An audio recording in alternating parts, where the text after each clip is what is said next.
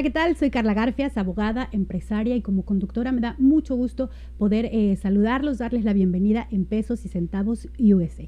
Este espacio que hemos abierto para aprender un poquito más de finanzas, emisión con emisión, pero que resulte pues hasta divertido y por supuesto muy sencillo y llevarnos información que aplique a nuestra vida diaria y que nos sirva cada momento del día. ¿Cómo estás, mi querido Max? Qué gusto saludarte. Carlita, muchas gracias, como siempre. Arturo Maximiliano García, también abogado, colega, notario y un apasionado de finanzas personales, y particularmente creo que, como tú lo dices, ¿no? Este espacio tiene que servir como un momento de poder aprender sobre temas, aprender juntos, por cierto, porque son muchos errores que uno ha cometido.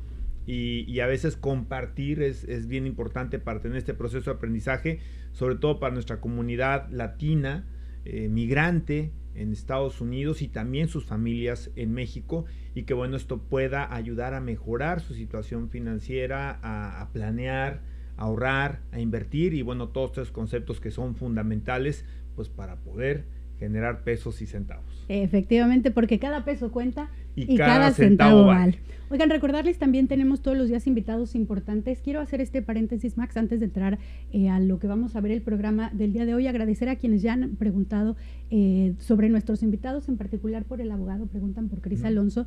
Sí, por favor, búsquenlo, llámenlo. De pronto el hecho de vivir acá, recuerde que estamos transmitiendo desde San Antonio, genera mucha expectativa, muchas dudas, y no creo que sea lo ideal ir y preguntarle a tu compadre, a tu vecino, si bien ya tiene cierta experiencia porque ya vive acá en Estados Unidos. Lo cierto es que las leyes cambian día con día, cada caso es diferente, y así nos lo dijo Cris Alonso, así que por favor tómenlo muy en serio. Cuando quieran cambiar de estatus, cuando quieran información legal, hay que hacerlo con un especialista. Claro, y la protección que se requiere ahora, ¿no? En estos tiempos, la certeza jurídica sí es importante ahí, consultar a un experto, no solamente a lo mejor al vecino, como es que probablemente sepa algo, tenga alguna experiencia, pero no es lo mismo, ¿no? Y cada caso, repito, es diferente. Es diferente. Pero bueno, entremos en materia. ¿Qué vamos a ver? Sí, bueno, vamos a platicar ejemplos prácticos, ¿no? Estas calculadoras que nos enseñan la consecuencia de el pedir prestado, pero sobre todo el poder estimar con base a una tasa de interés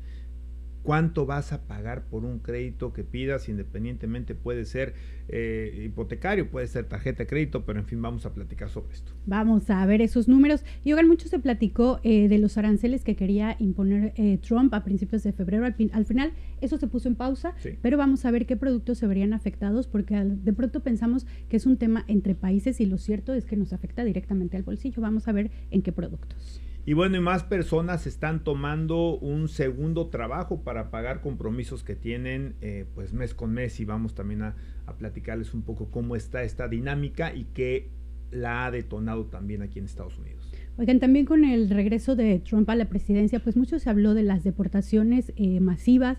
La verdad es que todos estamos un poco preocupados por nuestro estatus legal acá en este país, pero conocí a Fernanda Inegol, ella es abogada. Precisamente su especialidad también son los temas migratorios, y ella me decía, Max, que hay que ver la otra cara de la moneda, que efectivamente en Estados Unidos también hay muchas oportunidades de trabajo y muchas maneras legales de hacerlo. Entonces, pues si tú estás pensando, o alguien que nos esté viendo en esta emisión, venir a Estados Unidos con una visa, por ejemplo, de inversionista, con una visa de trabajo, hay algunas también que aplican por alguna actividad o profesión en especial. Sí. Vamos a platicar con Fernanda sobre este tema. Perfecto. Y bueno, en el... la industria musical, sí, perdóname, sí. Esa también se las cuento yo. La industria musical latina sigue pegando y sigue creciendo fuerte a nivel mundial, pero también aquí en Estados Unidos. Les voy a compartir algunos porcentajes de cuánto ha crecido, de cuáles han sido las giras latinas más impactantes, y de eso nos va a llevar a nuestro último tema de este programa, mi querido Max. Sí, bueno, Shakira ganó otro Grammy, ya tenía, entiendo, rato de no generar una producción, le ha ido bien y lo dedicó a los migrantes. Vamos a ver qué dice Shakira, y pues así el programa del día de hoy. Quédense con nosotros, vamos a hacer una pausa y regresamos con esta reflexión que siempre nos escribe Max. Vamos al corte. Tasa de referencia. ¿Con qué se toma esta tasa de referencia? El lenguaje económico a veces suena demasiado técnico, pero eso no nos debe ahuyentar. En realidad, una vez explicado, entenderemos que muchos conceptos son aplicables en tantas cosas que vivimos todos los días. Uno de esos términos que escuchamos con frecuencia en las noticias es la tasa de referencia, que es fijada por los bancos centrales, en el caso de Estados Unidos por la Reserva Federal. Quizá la pregunta que viene a nuestra mente es, pues, ¿con qué se toma esa tasa? El gobierno tiene dos grandes instrumentos para manejar la economía. Uno es la política fiscal, definida por los impuestos que se cobran con autorización de cuerpos legislativos federales, estatales y municipales. Y por otro lado está la política monetaria, en manos de los bancos centrales, que tiene en la tasa de referencia su mejor herramienta. En el caso de Estados Unidos, la Reserva Federal tiene como principales objetivos conservar el poder adquisitivo de los consumidores y el crecimiento económico, es decir, combatir la inflación, que al aumentar hace que nuestro dinero pueda comprar menos cosas. A la vez, las decisiones de la Fed, como se le conoce al Banco Central de Estados Unidos, busca que el crecimiento de la economía continúe, normalmente reflejado en contrataciones y bajo nivel de desempleo. Para controlar la inflación y promover el crecimiento, la tasa de referencia puede ser un factor importantísimo. En su última sesión de la Reserva Federal a finales del mes de enero pasado, se tomó la decisión de mantener la tasa de referencia en un rango de 4.25 y 4.5%. Aún está bastante alta, señal de que no está claro si la inflación ha cedido del todo. ¿Pero qué nos dice a los mortales en el día a día esta famosa tasa de referencia? Primero, incrementa el incentivo de dejar o de sacar tu dinero del banco. Porque mira, la tasa de referencia marca la pauta para la tasa de interés que ofrece el banco por tu dinero. Si se aumenta la tasa, entonces una reacción previsible es que los ahorradores tengamos un incentivo para dejar nuestro dinero en banco en lugar de ponerlo a trabajar en alguna inversión que implique circular el dinero en la economía. Si la tasa baja, el incentivo de dejar el dinero en el banco es menor y se tiende a buscar alternativas de inversión o gastarlo en otra cosa. Aumenta o disminuye el costo de pedir prestado. El aumento en la tasa de interés hace más caro el costo de los préstamos que pudiéramos solicitar, lo cual haría pensar dos veces a cualquier persona o a una empresa antes de pedir un crédito. Pero cuando baja la tasa, es un aliciente para tomar un crédito para gastar o para invertir. Hablemos ahora de contratos con interés variable. Si tienes un crédito con interés variable en lugar de uno con tasa fija, entonces una consecuencia es que ese ajuste a la alza o a la baja es la cantidad que pagas mes con mes por tu crédito.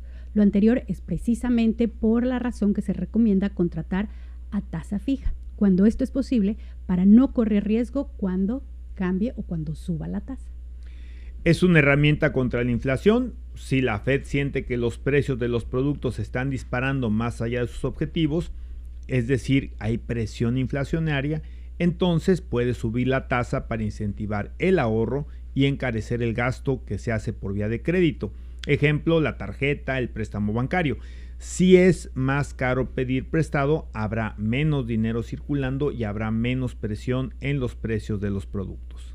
La tasa para reactivar la economía. Si la economía está frenada, una opción que tiene la Fed es bajar la tasa de referencia para que los créditos sean más baratos y pues ya nos animemos a pedir prestado para gastar o para invertir, lo que pone el dinero a circular, reactivando en principio la economía.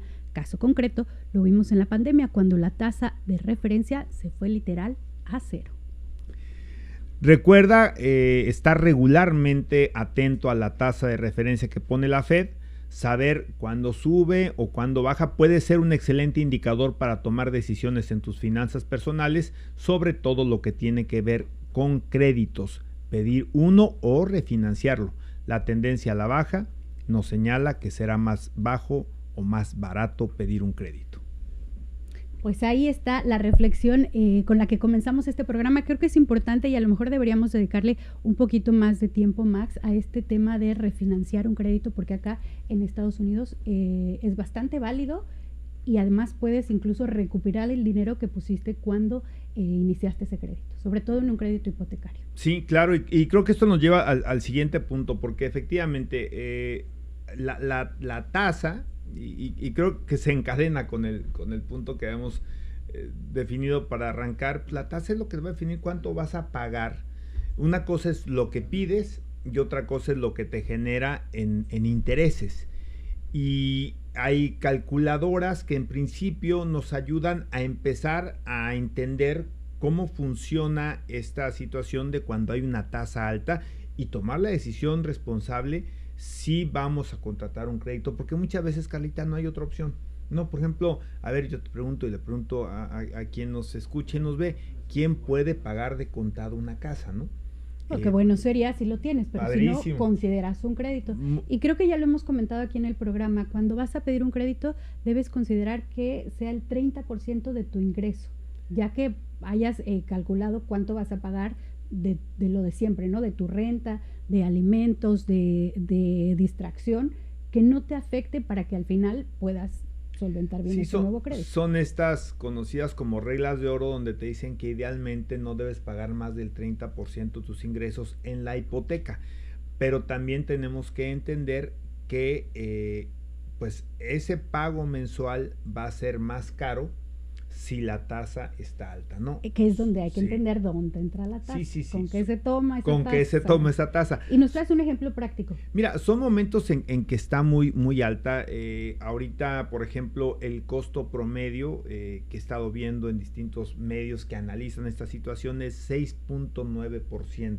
Okay. Comparado con el 2021, finales en diciembre estaba en 3%. Okay. Si tú lo ves como 3.9 de diferencia, a lo mejor dices, no es tanto.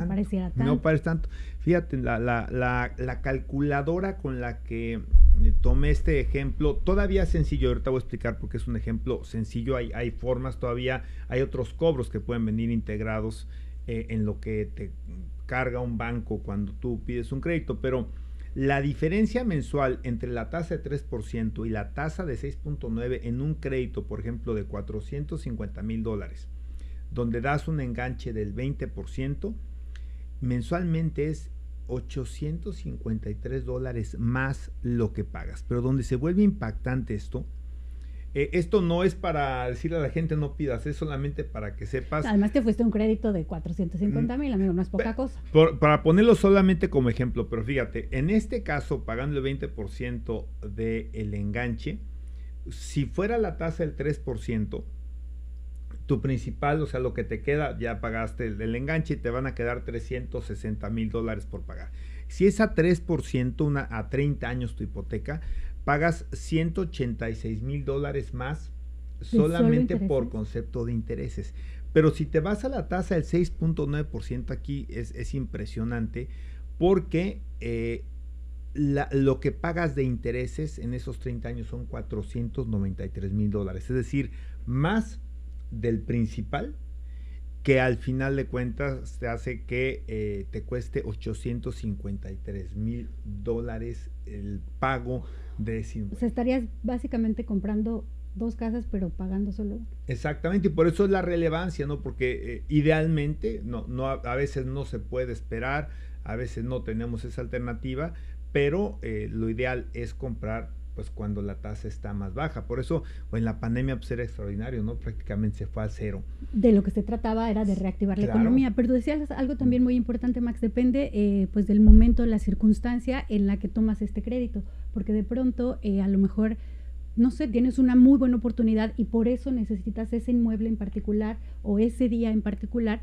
y hay que estar muy pendientes cuando puedas modificar y bajar esa tasa y aprovechar el refinanciamiento. Que puedas hacer refinanciamiento, exactamente. Contrataste a una tasa, pero empiezan a bajar. Ahorita la Fed ha estado bajando las tasas. Lo que hizo ahorita la mantuvo en el mismo porcentaje, pero efectivamente cuando veamos que empieza a bajar hay que buscar un banco, puede ser el mismo, puede ser otro, que nos pueda refinanciar justamente.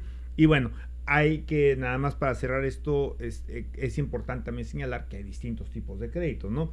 Está el crédito hipotecario, está el crédito automotriz, está los créditos, por ejemplo, para los estudios. Estudiantiles, claro. ¿No? Y bueno, las tarjetas de crédito, que son unos intereses altísimos, pero que normalmente son variables. Yo creo que esos dos créditos hay que platicarlos aparte, el de los estudiantes, porque ahí entra el interés compuesto. De pronto la gente no entiende, o con el de la tarjeta de crédito, porque si yo pedí cierta cantidad, con el paso del tiempo ya debo tanto, porque se va sumando al interés diario te suman el interés compuesto, entonces se vuelve una cuenta de nunca acabar. Hay que tener mucho cuidado y es un tema muy interesante y creo que particularmente acá en Estados Unidos hay mucha gente precisamente batallando con ese tema. Valdría la pena entender bien por qué se genera una cantidad tan grande que se vuelve impagable. Sí, y también hemos visto la posibilidad de traer algún especialista en cuestiones hipotecarias, sobre todo de bancos, porque hay distintas alternativas. A veces le pides, a veces el gobierno es el que te presta, Claro. a veces es los gobiernos estatales, algunos programas, los bancos, ¿no? Hay distintos tipos de créditos y también, insisto, nos fuimos al ejemplo simple que es enganche, principal e interés a una tasa, pero también hay otros cargos que hacen los bancos y por eso se nos recomienda que vayamos a una tasa que tiene que APR, pero luego la platicamos con detalle. Ya para te estás poniendo muy técnico, la idea que es aterrizar. A final de cuentas, creo que es relevante entender lo que se trata esta famosa tasa de referencia, tasa de interés que le conocemos cuando ya no la aplican a un crédito. Efectivamente. Y esta tasa, bueno, hablando de números y de porcentajes, vamos pues a lo que hablaba Trump cuando regresaba a la presidencia, hablaba de este arancel del 25%, cambiando radicalmente de tema, no se me confundan. Al final este tema se puso en pausa, pues bueno, con la presidenta de México y Trump hablaron por teléfono y se supone que se arreglaron y de pronto pensamos que estos son temas diplomáticos que a nosotros no nos afectan, pero lo cierto es que si este arancel del 25% se hubiera aplicado, nos hubiera afectado en temas que nosotros manejamos todos los días, por ejemplo, en movilidad. A automóviles y autopartes, los vehículos que se fabrican en México, Ford, General Motors, Volkswagen, serían más caros, pues precisamente si se aplicara este arancel, y no solo en vehículos de lujo, amigo, en cualquier tipo de vehículo se vería el incremento en estos precios. Productos agrícolas, el aguacate, los tomates, las fresas, bueno, el jitomate, aumentarían los precios y en particular, y a lo mejor esto pensaríamos que sería para México, pero sería más bien para los que lo consumimos acá en Estados Unidos. Así que habría que ver qué pasaría con estos productos. La cerveza y el tequila también se verían afectados. Ahorita les platico más o menos cuál sería el impacto. Ropa y textiles, electrodomésticos y electrónicos, productos que nos encantan como las pantallas. Claro. Se vería sin duda, pues sobre todo el incremento en su precio. Y un producto en particular, hablemos de la cerveza. El aumento en el precio de importación, el arancel sin duda sobre la cerveza mexicana aumentaría para los costos para los distribuidores y en particular a los minoristas. Lo cierto es que la Corona es muy famosa acá en México, la Modelo, y podría subir, y no solo por el precio del envío, sino ya que estás sentado en un restaurante, en un bar, podrías ver el precio en la diferencia, ¿no? En el precio. Esto afectaría a la competencia y podría disminuir la demanda. La competencia sin duda a lo mejor comenzaría a vender más, ¿no? Las cervezas locales tal vez podrían incrementar su venta debido al incremento del precio por el arancel en las cervezas mexicanas y pues obviamente dejaría a la gente de consumir esta cerveza que es tan famosa. Imagínense el aumento estimado en el precio en un arancel del 25% podría incrementar el costo de una caja de cerveza de 24 latas de $2 a $5. Imagínate, hoy por ejemplo, una 12 pack, no sé si la compran, si la consumen en casa, de Corona Extra cuesta $19.99. Imagínate a esto subirle $5, de verdad. De pronto dices, pues pareciera que no es mucho, pero es una cuarta parte de su precio y considerando que todavía hay que comprar todos los productos que necesitas de la canasta básica. Esto habría que ponerlo en el último de la lista. No, y entiendo que es líder a nivel nacional, sobre todo Modelo, me parece que es una de las marcas más demandadas dentro de este grupo del mismo nombre, Modelo, que entiendo lo tiene aquí Constellation, la empresa que hace esta importación y que tiene propiedad, entiendo también ya accionaria de esta importante marca mexicana. El tequila, que es tan popular aquí y se ha vuelto un tema de moda, un tema inclusive un poquito hasta puedo decir que como elitista, ¿no? ¿Quién lo fuera a pensar? Porque el tequila era como así como de uso rudo y sí, se ha vuelto ahí para los más aguerridos. Sí, claro, y se ha vuelto una cuestión así como hasta de caché, ¿no? Como dicen en algunos lados, el guacamole, Bueno, que nos por gusta ejemplo, tanto. para el Super Bowl siempre es el más Sí, requerido, ¿no? sí, pero también pues se consume día a día en muchísimos En restaurantes México de es muy Estados común. Bueno, sí, Unidos. acá también, cierto, tienes Sí, toda la sí, sí, razón. muy, muy demandado. Obviamente, pues el jitomate, ¿no? ¿Quién no Es consume parte del jitomate? guacamole. Y bueno, las pantallas, las computadoras, Vehículos. sí, los automóviles sin duda es un sector que se hubiera visto muy perjudicado. Y bueno, yo creo que no cantemos victoria ni aquí ni allá. No es un tema decidido, pero a final de cuentas parece ser que se quedaron en stand-by por un buen rato y que no necesariamente estos productos que tanto se consumen, tanto en el día a día como bienes duraderos, como puede ser un automóvil, pues por lo pronto se quedan los precios donde están. Por lo pronto, pero aún así el pronto. impacto en el bolsillo se siente, amigo, tanto así que la gente está buscando otro trabajo. ¿En qué? ¿En dónde? ¿Quiénes lo hacen? Cuéntanos. Sí, pues tiene que ver precisamente con esto que ya hemos hablado en el programa, que es los fenómenos de la inflación, que los precios han estado subiendo mucho. Aquí en el programa hablamos particularmente de las rentas, pero no es lo único que ha subido de precio.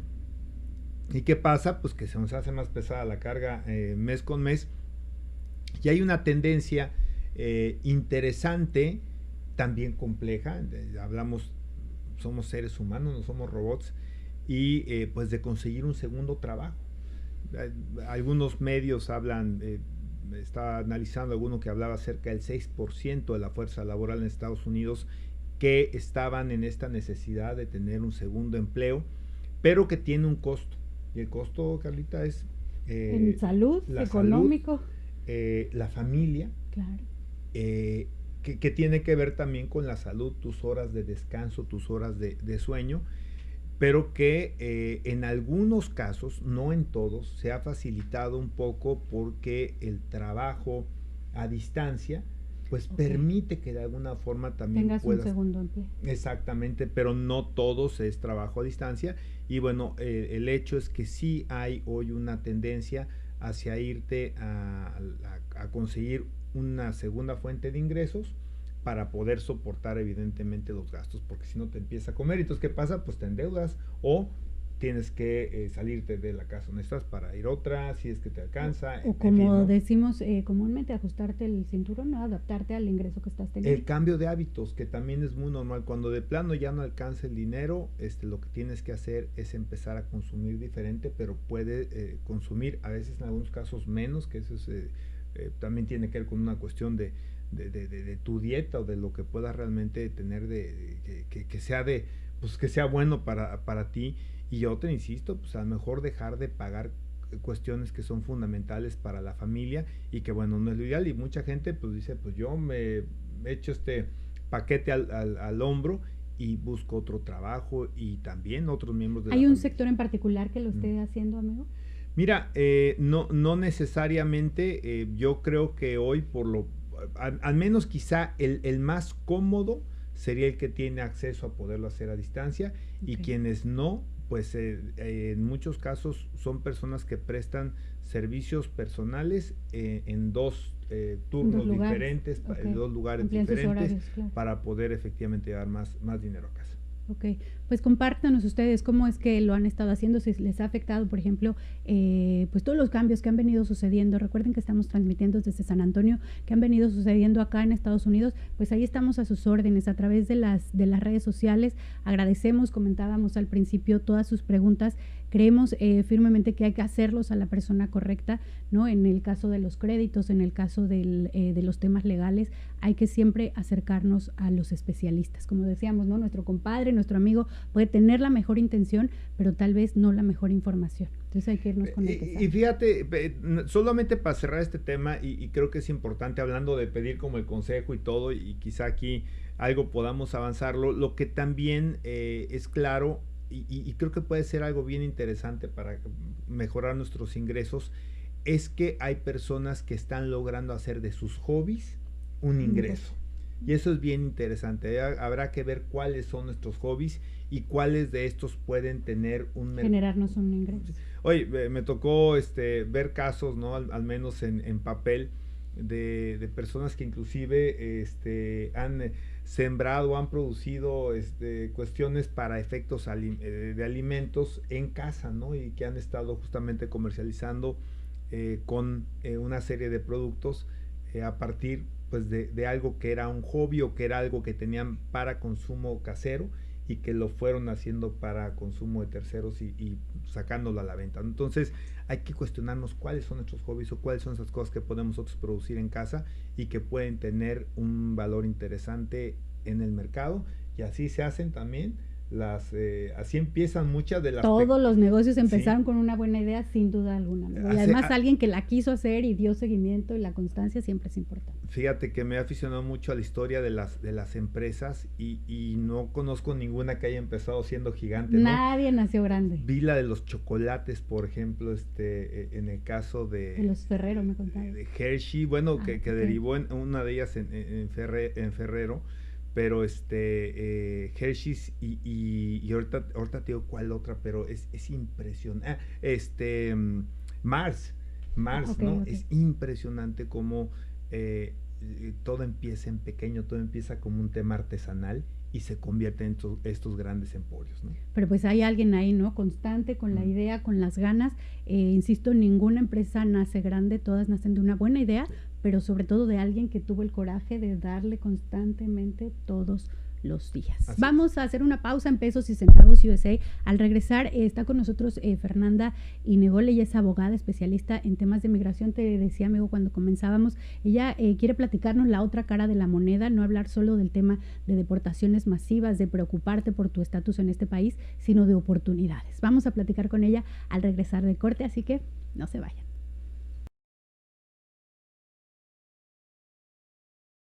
Muchas gracias por seguir con nosotros en Pesos y Centavos USA. Recuerden, transmitiendo desde San Antonio, en Texas. Mucho hemos insistido en cuanto a su estatus migratorio, en cómo llegaron a este país, en qué paso deben dar para actualizar su estatus.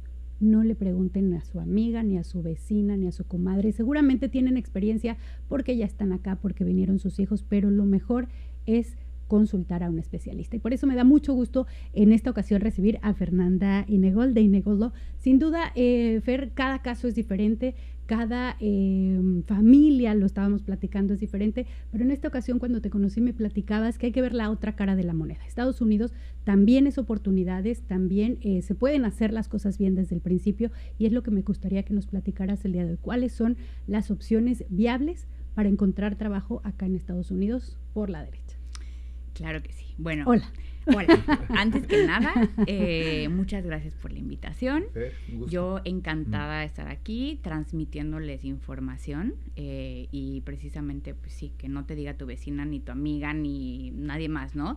Sino que siempre... Ni ChatGPT, Fer, se te olvidó. Ni ChatGPT, claro. Muy vivillo que y sea. Nos quedamos cortos, Es cierto, sí, porque tienes que tener un conocimiento de todas las leyes migratorias. Ese es el background. Y que cambian cada vez. Claro, y cambia. Y mucha gente me dice, bueno, pero sí necesito un abogado, también esa es la otra. Sí necesito un abogado para... Es un formulario. Yo, mira, atrás del formulario hay una ley migratoria, es todo el background de por qué existe ese formulario. Entonces, si no lo llenas bien, si no sabes qué documentos, qué evidencia, dónde, etcétera, pues tu caso se va a caer. Entonces, o sea, es muy importante. Tan simple como marcar una casilla mal. Claro. Cambia toda la historia. Cambia toda la historia. Y entonces pierdes tiempo y dinero. Pero bueno, yéndonos más al tema de cuál es la otra cara de la moneda, obviamente ahorita con la nueva administración pues hay mucho miedo, mucho nerviosismo, mucho estrés frente al tema migratorio. Y aparte de todo este tema de deportaciones, a lo mejor que vemos de asilos, de la gente que están, pues... que son un target en este momento, sí me gustaría dar esta otra cara, ¿no? Porque el mundo migratorio no nada más son deportaciones y asilos. Ese es solamente una parte, pero también existe todo este otro mundo legal, visas de trabajo, visas de inversión, visas para de turista, claro, visas de estudiante, o sea, todo esto sigue vigente y muy, muy fuerte. Entonces hay que hacerlo y hay que hacerlo bien. Claro, por supuesto. Si se tratara de trabajo, ¿cuál crees tú que sería una buena opción? ¿Qué te gustaría un caso en particular? A ver, a mí me... yo creo que sí, vamos a empezar por yo creo que para mí hay algunos como mitos un poquito, o es lo que más se difunde, más que mitos, ¿no? A ver, el profesionista, que no tengo yo muy claro exactamente qué profesionistas tengan algún tipo de prioridad, porque yo creo que en Estados Unidos también se basa en la demanda, ¿no? ¿Qué tipo de profesionistas yo no tengo acá tantos para cubrir la demanda del mercado de ese tipo de profesionistas? ¿Qué habilidades especiales, Fer, son también privilegiados y que pueden obtener más fácil una visa? O también estaba leyendo, por ejemplo, que el tema de que la gente está volviendo vieja en Estados Unidos demanda mucho el cuidado, ¿no? Los servicios de salud, de enfermería, algunos otros, y bueno, pues son las condiciones que te demanda el mercado, y que si no tienes aquí quien las dé, pues vas a buscar traerte gente fuera para que claro. Pero ¿qué tipo de visa? ¿Cómo se tramitan? Porque luego queda todo al aire, ¿no? ¿Cómo se llaman? Miren, vamos a empezar con... A poner orden. Hay más de 15 visas de trabajo. Entonces va a depender mucho de tu profesión, de tus años de experiencia, de muchas cosas, de tu academia. Entre más academia, más educación tengas, más experiencia, relativamente va a ser más fácil procesar una visa de trabajo. Entre menos experiencia, menos academia, menos títulos, menos todo, pues va a ser un poco más difícil. Empecemos por ahí, ¿no? Las visas de trabajo más comunes van a ser visas, por ejemplo, no sé si han escuchado de las TN, sí, que son para México y Canadá. Nacen de un tratado de libre comercio, nacen cuando nació NAFTA, entonces hay una lista de profesiones. Si estás dentro de esa lista, pues puedes aplicar. Después está la H1B. Ahí nada más, Ferte, una interrupción rápida. Seguramente van a decir, bueno, ¿y la lista dónde? ¿Cómo me puedo checar? Que capaz de que estamos en la lista, ¿no? Claro. Esa lista, ¿dónde la puedes revisar? Mira, está publicada tanto en la página de migración también, como en la página gubernamentales de los 3 países, porque es bajo un tratado de libre comercio. Entonces, son tratados internacionales y ahí las puedes revisar, y en mi página web. Muy bien. Más rápido. Ahorita más rápido. Y mucho más rápido. Sí. Entonces, esa es una. Por ejemplo, la H1B también es súper famosa. ¿Es la de inversionista? Para profesionistas. Ah, la de profesionistas. Es la que defendía Elon Musk. Cuando empezó todo este rollo migratorio, Elon Musk dijo, a ver, esas no me las quita, ¿no? La H1B. Sí, es la que defendía Elon Musk. Entonces, la EB1 es la que es de inversionista. La E2. La E1 y E2. E1 y E2, ok. Entonces... Allá vamos. Sí, va a depender, obviamente, te digo, cuál es tu background, tu profesión, tus años de experiencia. Pero bueno, dentro de las características generales, siempre está. Si quieres tú una visa de trabajo, necesitas una oferta de empleo. Esa es básica, porque hay mucha gente que piensa, ay, bueno, pues entonces saco mi visa y después veo con quién voy a trabajar. No, es al revés. En ambos casos, Fer, TN y H1B. Y H1B, sí. Una oferta de trabajo. Es una oferta de trabajo. Okay. Entonces, siempre hay que tener la oferta de trabajo para una visa de trabajo. Y si hay empresas, Fer, que todavía estén buscando, trayendo gente, porque tienen que pagar, ¿no? Se llama patrocinarlos. Que es el sponsor, ¿no? Que creo es que el sponsorship, el patrocinio. Okay. Sí tienen que pagar. Hay reglas muy específicas de acuerdo a cada visado también.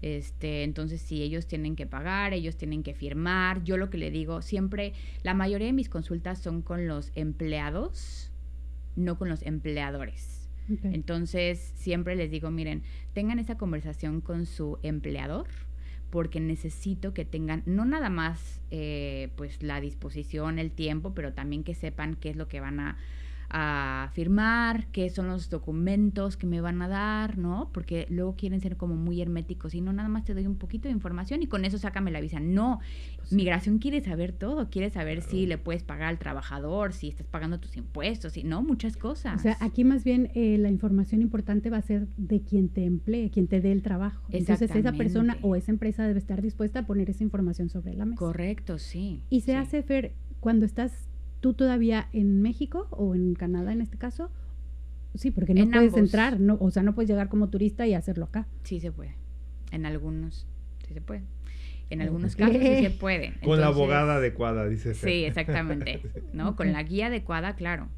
Se puede hacer un cambio de estatus interno y también se puede hacer una cita consular externa, pero antes de irme un poquito más ahí, quiero aclarar un poquito lo que me estaban preguntando de ¿hay profesiones específicas o cómo funciona esto? Se da o hay el mito que hay las profesiones STEM, ¿no? Que son ciencia, Science, tecnología, ingeniería y matemáticas, Ujú. que sí se les da a lo mejor un poco más Prioridad. de prioridad, pero como muy por debajo del agua. Pero hay algo muy interesante que se publicó, creo que fue hace a lo mejor año y medio, me parece, que fue que todas las profesiones que se dedicaran a inteligencia artificial se les iba a dar precisamente sí esta prioridad. Okay. Porque es obviamente el boom de lo que Es está lo de pasando hoy. ahorita. Sí. Entonces, quien quisiera trabajar, estudiar o desarrollar inteligencia artificial en Estados Unidos. Ahí está una opción. Esta podríamos decir que es un poco más nueva. Pero Claro. tiene que guardar cierta congruencia, ¿no? Es decir, o sea, yo no sé si cualquier persona que diga, oye, yo no sé, pero quiero Yo sí aprender. quiero estudiar, ¿qué hago? Pues, Claro, bueno, que- una visa de estudiante está un poquito más fácil, porque sí, si quieren sí. venir a estudiar, pero para el desarrollo, para trabajar en inteligencia artificial, yo lo que hago es que lo hago como estrategia muchas veces. Entonces me puede llegar un caso en el que, por ejemplo, quieren a lo mejor, inclusive hasta una visa de inversión. Quiero una visa de inversión y voy a tener, y les pregunto, ¿podrían tocar el tema de inteligencia artificial? O sea, si quieres tú, he tenido compañías de marketing. Como Puedes parte meter claro. el tema de inteligencia artificial dentro de tu proyecto y eso lo va a hacer mucho más fuerte. Y hay veces que me dicen que sí y hay veces que me dicen que Pues no. yo ¿no? creería que aplica en casi todos los temas, ¿no? Ujú, O sea, sí. si vas a abrir un negocio, lo puedes aplicar perfectamente, no Claro. sé, para el control de insumos, para Sí, el personal, sí. ¿no? Para la Entonces, creación de la idea. Es una en todos excelente lados herramienta entraría. y Ok. vale muchísimo la pena tocarlo cuando estás armando el expediente y explicárselo hacia el oficial. Oye, y van a desarrollar este tema de inteligencia artificial. Mira qué Entonces es un interesante. plus. Ujú. ¿Cuál seguiría en la lista? ¿Cuál seguiría en la lista? Podemos hablar también de la visa L. La visa L es cuando tienes tú una empresa en Estados Unidos y tienes una empresa fuera de Estados Unidos. Y entonces estas empresas son hermanas y quieren entonces transferir a un alto directivo, ¿ok? O un gerente a esta empresa en Estados Unidos. Y lo bonito de estas visas, y se los voy a explicar de esta manera, es que hay algunas que pueden llegar a la residencia. ¿Ok? Entonces, como a mí me gusta explicarlo es, imagínense que tenemos un círculo, ¿no? Y dentro de este círculo están las visas de no migrante. Entonces, estas visas cumplen con un objetivo específico y eventualmente se van a regresar al país de origen. Ejemplo, una visa de estudiante. Voy, estudio, me regreso. Uh-huh. Voy de turista, voy a Disney o lo que sea y me regreso. Voy a trabajar, TN es una de ellas, y me regreso. Sí, porque hay firmas que cuando se termine ese empleo te regresas. Exactamente. Cuando entonces necesitas este requisito de necesitas firmar para decir que tú vas a regresar a tu país, es una visa de no migrante. No quiero migrar, solo quiero hacer cierta actividad. Después tenemos un segundo círculo, y en este segundo círculo están las visas de migrante. Son residencias. Uh-huh. Hay 5 categorías, a lo mejor las han escuchado. Están las EBs, EB 1, 2, 3, 4 y 5. Okay. EBs es Employment Based. Entonces, ya no quiero yo estar de manera temporal, quiero estar de manera permanente, quiero migrar, por eso son visas de migrante. Ahora, si se imaginan los círculos, donde se tocan estos círculos, son visas híbridas. Tienen doble intención, tienen intención de migrar y de no migrar. Ahí, en medio, están las O's, visas de trabajo. Están las L's, están las H1B. Por eso son tan populares. Porque cuando uno tiene este tipo de visado, entonces puede saltar o tiene un camino hacia la residencia. Y son mucho más pues fáciles, obviamente, de procesar cuando uno se quiere quedar de manera permanente. Entonces, tenemos que verlo como un todo. Es una consulta. Cuando yo, por lo menos, doy una consulta, tiene que ser súper integral, porque tengo que ver, oye, ¿tu objetivo es quedarte? O sea, eventualmente, ¿sí te quieres quedar? ¿O nada más vienes a desarrollar un proyecto? ¿O cuál es el objetivo, no? Después tu profesión, tus años de experiencia, hablamos del patrocinio, oye, tienes que tener esa conversación con tu empleador, van a tener el tiempo, la disposición de darme, pues, documentos, información, firmas, van a pagar, o sea, son muchas cosas. Tus hijos, ¿cuántos años tienen? Si te quieres quedar, oye, vamos a planear para que entonces no cumplan más de 21 años, porque todo el núcleo familiar, cuando tú haces cualquier tipo de proceso migratorio, puedes incluir a tus hijos, pero hasta los 21. Entonces, son muchas cosas que debemos de ver de una manera muy integral. Quiero entender también, Fer, gracias por la gráfica de los círculos, creo que nunca me había quedado tan claro. Me gustaría también hacer el círculo de la empresa y el círculo de la familia, porque creo que si vienes como empresario, ¿metes a tu familia en ese círculo o son dos círculos separados? Si va en el paquete, la familia, o nada te garantiza que la familia también va a poder obtener el mismo estatus legal que tú tienes como empresa. Sí. O como empresario. O como profesionista, ¿no? Puedes incluir a tu familia, ¿ok? Cónyuge, siempre incluido, e hijos menores de 21, cuando hablamos, por ejemplo, de estas visas de trabajo L, OS, TNs, visas de inversión. Todo está diseñado para que la persona que tiene que cumplir con todas las características sea entonces este beneficiario, este empleado, este inversionista. Mientras esta persona cumpla con las características, entonces todos los demás van a caer dentro del mismo paraguas. Si tienes un caso muy excepcional en el cual, por ejemplo, a lo mejor cónyuge tiene un récord criminal, a lo mejor cónyuge alguna vez se sobrequedó un permiso y violó leyes migratorias, pues entonces ya no puede entrar dentro del paraguas, porque el paraguas tampoco es a prueba de todo, ¿no? Nada más es que yo cumplo con la característica y si todo tu récord migratorio está bien, pues entonces pueden entrar al paraguas. Pero normalmente no hay ningún problema y sí entran cónyuge e hijos menores de 21. ¿Qué más te cubre el paraguas? Me pongo a pensar, por ejemplo, las escuelas. Una lluviecita. O sea, algo ya más complicado. Una tormenta, porque las escuelas son caras. Son caras de muchos países donde vienen, particularmente México, las escuelas privadas son muy caras. Sí. Y bueno, llegan aquí a Estados Unidos, tienes este visado. Lo voy a denominar así, no sé si formalmente es un visado, es un permiso, pero pues llegas con hijos y luego y la escuela, si llegas a una escuela pública, se paga, no se paga, o se paga a un costo diferente que el que lo pagan los ciudadanos, o sea, ¿cómo es también esa parte? Mira, todos los niños que pueden entrar dentro de este paraguas, sea cual sea el visado, pueden estudiar, todos los niños. Porque imagínate, traes a tu niño de 5 años y no podría estudiar, pues no. Y esto también incluye escuelas públicas y privadas. Pueden ser ambas, tú decides cuál. Donde varía mucho es en cónyuge. Entonces hay visas que permiten que cónyuge pueda trabajar y hay visas que no permiten que cónyuge pueda trabajar. Por ejemplo, la TN no permite que cónyuge pueda trabajar. Pueden estudiar los niños perfectamente, pero entonces... Pero cambia el precio por una insistencia, Fer, o sea, porque como es pesos, centavos, digo, además, cambia el costo. A ver, si llega la familia, traen entran todos en el paraguas y van a una escuela pública, porque el código postal además le da esta facilidad de que es una buena escuela pública, no es la lógica a lo mejor de que privada versus pública, claro, es una diferencia tan grande como en otros, en Latinoamérica en general, pero a ver... hay una gratuidad para él, o hay un costo igual que el que paga el niño que es hijo de ciudadanos americanos para la persona que tiene el visado, o cuesta diferente, pensando en una escuela pública particularmente. Ok, en el tema de escuelas no hay distinción. Okay. El tema migratorio, por lo menos en Texas, no es discutido en una aplicación. Okay. Para entrar a la escuela. Pero esto puede cambiar por estado. Esto puede cambiar por estado, sí. Yo tengo mi licencia como abogada en Texas. Siendo abogada migratoria, vemos leyes federales. Entonces, realmente cualquiera de los 50 estados pueden los abogados ejercer en el tema federal. Pero específicamente cuando hablamos de escuelas, ya estamos hablando de tema estatal.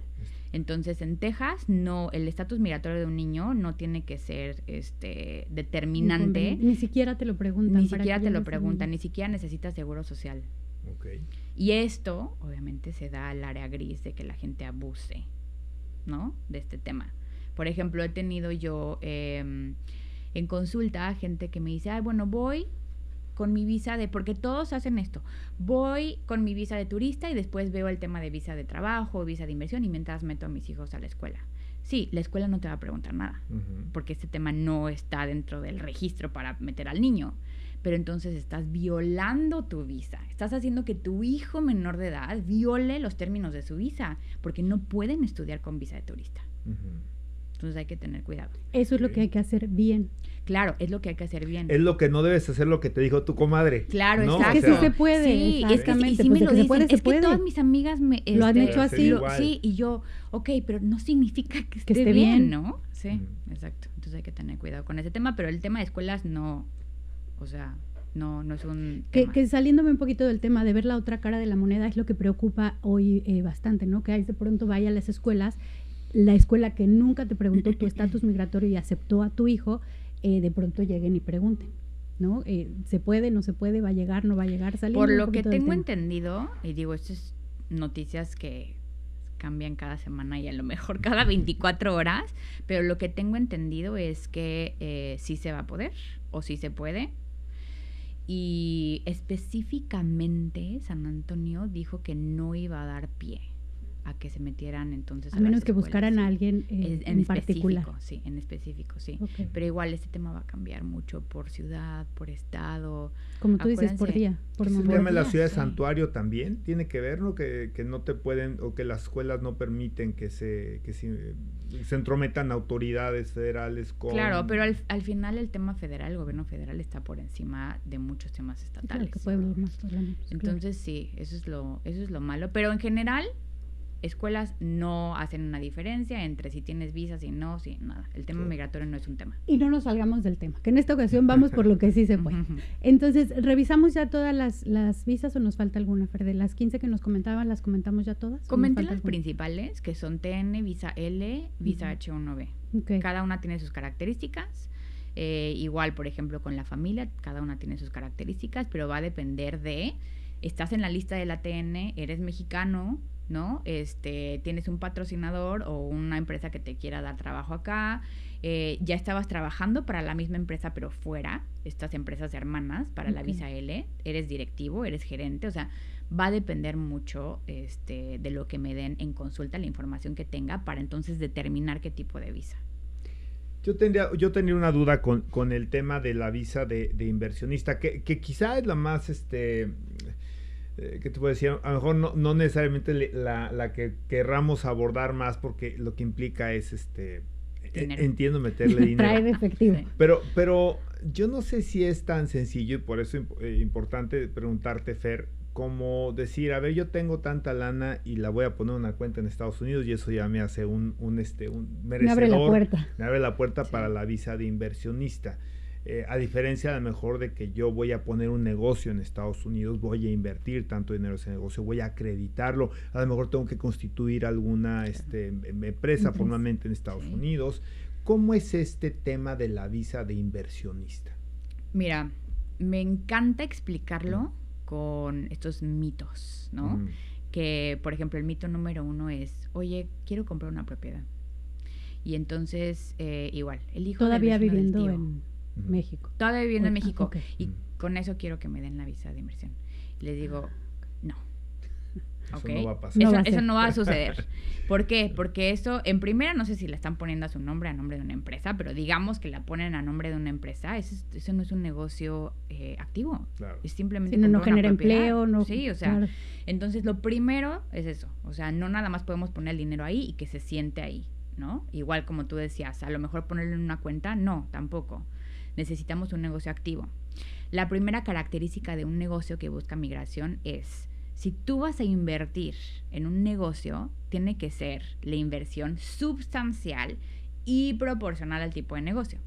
Entonces, si tú estás abriendo, por ejemplo, digamos, una cafetería, un restaurante pequeño, pues a lo mejor aquí en San Antonio, $100,000, $150,000, eso es lo proporcional a ese tipo de negocio, ¿no? Con eso abres el negocio. Pero si me dicen, no, es que quiero abrir una fábrica de zapatos, pues a lo mejor es $2 millones. Y eso es lo proporcional a ese tipo de negocio. Entonces, no hay un monto mínimo. Por ley, no podemos marcar un monto mínimo. ¿Y ambos tienen la misma oportunidad? Y ambos tienen la misma oportunidad, sí. Okay. Porque tenemos que cumplir con características. No con montos. No con montos mínimos. Entonces, la persona que puso la cafetería versus la persona que puso la fábrica, si cumplen con las características, les van a otorgar una visa de inversión. Eso es lo primero. ¿Ya ven por qué no hay que preguntarle a la comadre? Sí, entonces esto es lo proporcional. Después lo substancial es, digamos que el ejemplo de la cafetería. Digamos que son $100,000 para efectos de este ejemplo, ¿no? Yo traigo $100,000 y tengo que gastarme 50,000. O sea, sustancialmente tengo que invertir en ese negocio que yo ya les dije a migración que más o menos van a ser 100,000. Entonces necesito más del 50% para cumplir con la otra característica. Entonces ya cumplimos con proporcional, ya cumplimos con substancial. La siguiente es los fondos. ¿De dónde me estoy trayendo los fondos? ¿Son fondos lícitos o ilícitos? Obviamente tenemos que ver que son de primero, dónde ¿no? vino el de dinero. tus ahorros, de tu empleo en México. Herencia, compraventa de un bien inmueble, no sé, con los impuestos, con tus ahorros, con lo que sea, pero se debe de comprobar, ¿ok? Todo el dinero. Y aquí es donde les digo, por favor, no efectivo. Es lo que te dice, evidentemente bancarizado. Claro, ¿no? por supuesto. Sí. Hubo muchos. De hecho, yo soy pues un ejemplo de visa de inversión, porque yo cuando llegué a Estados Unidos saqué mi visa de inversión aquí. Monté un negocio, saqué mi visa de inversión. No tuve yo abogado desde el principio. ¿De qué era el negocio? Era una guardería. Ok. ¿Y luego? En Austin. Entonces... Se puso muy de moda, ¿no? Ese tema de guarderías, ¿no? Sí, no, y en ese entonces fue en el 2012. Ajá. Estaba en su boom. Había mucha demanda, y entiendo. Muchísima, sí. No, súper bien el negocio. Pero nos trajimos mucho negocio, mucho dinero en efectivo. Y entonces cuando yo llego con el abogado le digo, no me acuerdo exactamente la cantidad, pero le digo, invertí, digamos, $100,000. Y me dice, ok, ¿de dónde vienen los fondos? No, pues creo que era más del 50% del dinero que habíamos invertido en efectivo. No, pues 50,000 ¿Por qué traías tanto efectivo? Pues porque en Latinoamérica es, oye, la tía, la prima, y me prestaron acá y mis papás y tuve un poco de ahorros y esto y lo otro. familiar? Sí, okay. Y entonces... ¿Y por qué no te transferían? ¿No se les ocurrió? No sé, no me acuerdo. O sea, ¿tú cruzabas en tu coche con el dinero en el...? Crucé varias veces para llegar a un monto significativo. Sí. La cosa es no lo hagan. Entonces no lo hagan, sí, no lo hagan. Y ya cuando estoy yo en consulta les digo, por favor, no efectivo, porque ¿cómo demuestro de dónde vienen los fondos, no? Aunque sea un préstamo muy honesto, ¿no? O sea, de alguien que lo ganó trabajando. Hay que tener cuidado con eso. Okay. Esa es la otra. Por eso, y también cuando me preguntan, bueno, ¿cuándo es que debo de ya tener al abogado migratorio? Desde el principio. O sea, contáctenme desde que quieren ya una visa de inversión y lo saben, ya tienen el dinero, perfecto. Vamos entonces a darle, todo bien. Claro, a darle entonces la guía paso a paso para que no exista ningún obstáculo. Okay. Entonces, esa sería como la tercera característica. La cuarta sería que necesito que sea un negocio activo, no pasivo. ¿Ok? ¿Qué quiere decir esto? Que el dinero tiene que estar en riesgo. No inversión en la bolsa. No inversión en la bolsa. Por eso debemos entonces de también tocar ese tema de substancial. No puedo nada más venderle una idea a migración de, me encantaría tener un restaurante y tengo mi dinero y lo pongo ahí en mi cuenta y mira, para que sepas que sí tengo. No, necesitamos abrir el restaurante. Tiene que estar abierto el restaurante. Claro, sí, ya tiene mucho mejor que esté abierto el restaurante. Igual y lo podría hacer unas semanas antes de que abra, pero oye, ya tengo ya al personal contratado, ya compré los muebles, ya renové la cocina, ya tengo el contrato de renta, ya tengo todo para abrir en 2 semanas, digámoslo así. Pero sí, ya tiene que estar todo en marcha, porque no puedo venderle una idea. Claro. Oye, Fer, y hablando de este lado de la moneda, de las cosas que sí se pueden, ¿cuántas historias nos podrías, pues sí no contar, porque hoy no acabaríamos, pero que sí han funcionado, que sí están acá con su familia, pues que podríamos como considerar casos de éxito, ¿no? Que sí se puede. Pues muchas. Qué bueno. Digo, en el tema, por ejemplo, de visas de inversión, pues igual, mientras cumplas con las características, tengas una buena guía, un buen abogado, que meta tus papeles, también cada embajada es diferente, esa es otra cosa. Okay. En el tema de inversión específica, entonces sí, el profesionista que te acompañe debe de saber muy bien, ¿no? Qué onda con tu embajada, cómo es el proceso. Y pues en tema de visas de trabajo, obviamente tener tu patrocinio. Eso es lo esencial. Y que tengas también, pues que califiques para la visa, pero que tengas bien documentado todo este background, ¿no? Sí, soy ingeniero, sí, soy abogado, aquí está mi título, ¿no? Todo eso. Para ¿Los tener documentos una historia de éxito. de otro país tienen validez acá? Tienen validez, los puedes revalidar. Okay. Hay todo un proceso para hacer eso, pero sí. ¿La apostillado de alguna forma? Fíjate que Estados Unidos no pide muchas apostillas. Sí, eso es más como Latinoamérica. Más latino. No sé. Yo creo que mi papá siempre me ha dicho, mira, Latinoamérica, el sistema se basa en la desconfianza. Y Estados Unidos se basa en la confianza. Pero si les mientes... no, pero no si hay les mientes, perdón, adiós. Sanciones Sí. implacables. No vuelves por acá, mira. Sí, no vuelves por eso hay que tener mucho cuidado con esos temas que les digo de, oye, ¿qué es lo que te permite hacer tu visa? ¿Qué le permite a tus hijos? ¿No? Porque meterlos a la escuela no está permitido y es tan fácil que migración se dé cuenta. A lo mejor la gente no lo ve así, pero es tan fácil. Digo, me ha tocado que llega la mamá, a lo mejor el papá, los niños, y tiene el oficial a lo mejor algunas dudas. De la nada se puede voltear con el niño, hablarle en inglés y, hey, how are you? How old are you? Ay, tengo 6 años o lo que sea. Ay, ¿a dónde vas a la escuela? Y toma la que sí está en la escuela, sí. Claro. O ¿cómo te va en la escuela? O, ¿sí me entienden? O sea, es tan sencillo que por eso siempre hay que seguir con las reglas. Creo que ahí está la clave, ¿no? Sí. Claro. No mentirle a la autoridad en Estados Unidos. Yo diría que en ningún lado, ¿verdad? No. Pero particularmente acostumbrado, desafortunadamente, en algunas usos y costumbres de ciertos países latinos, que dices, ay, la mentirita piadosa, ¿no? Y acá la mentirita blanca, sí, ¿no? Sí. Y aparte migración está en todas partes. Sí, tienen ojos en nos todos ven, nos escuchan, o sea, a mí me han tocado cartas de migración diciendo, sé que tu cliente salió a tal hora, tal día por tal aeropuerto, casi en el asiento 3F. Y sí, o sea, grueso, ¿eh? O sea, pues es que está todo en el sistema, donde vayas. Claro. Ya ahorita vas al aeropuerto y ya hasta te toman la foto. Sí, absolutamente. Y yo dije, wow, pero sí hay que tener cuidado. Muy bien. Pero pues muchísimas gracias por la visita. Antes de despedirnos, obviamente que te busquen en tus redes, pero compártenos tu teléfono y a manera de conclusión, de hacer las cosas bien, ¿qué es posible en este país? Claro, y de guiarse con un buen profesional. ¿No? Claro, por supuesto. Mis redes sociales. Estoy en todas las redes sociales como Inegol Law, es INEGOL-LAW. Tengo mi página también, está un poquitín más complicada. Lo vamos a poner en el cintillo, ¿eh? Sí. Tu blog también, invítanos a tu blog. Sí, a mi podcast. A tu podcast. Sí, se llama Visas USA o Visas USA. Igual todas las plataformas de podcast. ¿Qué más me falta? Y mi teléfono, 210-758-0781.